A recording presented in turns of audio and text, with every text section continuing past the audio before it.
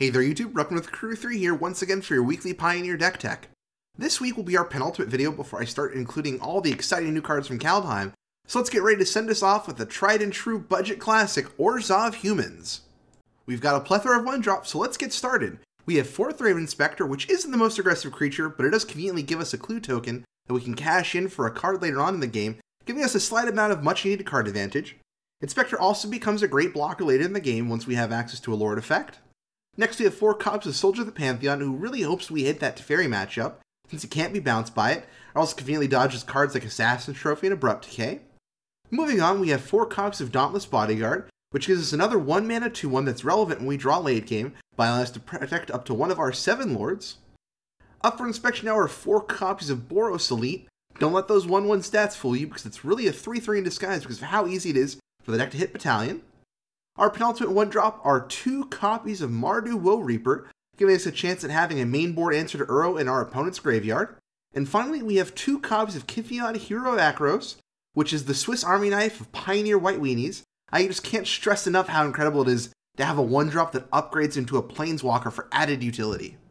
For our 2-drops, we have 3 copies of Glint Sleeve Siphoner, which isn't a common card in the deck, but one I really like to give the deck some added card advantage. The most important thing to me in the Pioneer format is that your deck has multiple forms of direct card advantage to try and keep up with the Euro decks, so Siphoner is an aggressive option to slot right in alongside Thraben Inspector.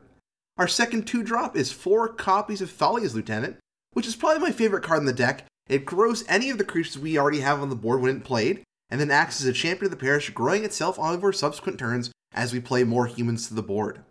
The 3-drop slot is where we find our lords, starting with 3 copies of General Kudro, which definitely gives us reason to play Orzhov. Not only does he lord our board, but he also gives us answers to potential problems in our opponent's graveyard with his Enter the Battlefield ability. And in a pinch, we can cash in some humans to deal with any potential big problem creatures on our opponent's side of the board. Our second lord is 4 copies of Benalish Marshal. Some pilots of the deck prefer Venerated Loxodon because it dodges Revolted Fatal Pushes and can convoke out a bigger body for free. But I think the fact that Marshal doesn't need us to tap down our creatures for the Anthem effect is a major boon by allowing us to keep on swinging and keep up that pressure. For spells, we're playing 4 copies of Brave the Elements to force through damage and protect our board from damage-dealing board wipes or targeted removal, alongside 3 copies of Dire Tactics to exile any creature on the board, and since we're playing Tribal Humans, we're only going to be losing life if we have an empty board when it resolves. The next 19-land mana base is short and sweet. 4 copies of Godless Shrine, Concealed Courtyard, Caves of Koilos, and Bright Climb Pathway, giving us access to all of our dual lands. 2 copies of Shefet Dunes is 1 extra push to grow our board, and then a single Plains to round everything out. Our sideboard plan is equally straightforward and simple. 3 Apostles' Blessing for decks heavy with black removal and those pesky Uros. Grafdigger's Cage for any big graveyard strategies or collected companies.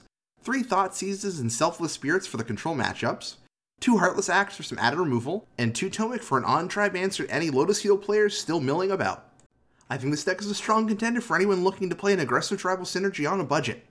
As the deck stands, it'll run about 60 ticks on MTGO, or $170 paper. But for MTGO, you can get as low as 40 ticks by replacing Thoughtseize for any other discard spell like Agonizing Remorse or Duress.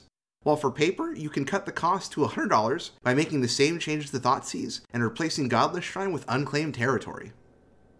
As always, this has been Ruckman with Crew3. Be sure to like, favorite, subscribe, and hit that bell icon to keep up with our weekly deck techs. For more Pioneer content, you can find Crew3 A Pioneer Podcast on all major podcasting platforms, or you can join us over on twitch.tv/Crew3MTG, where I stream several nights a week.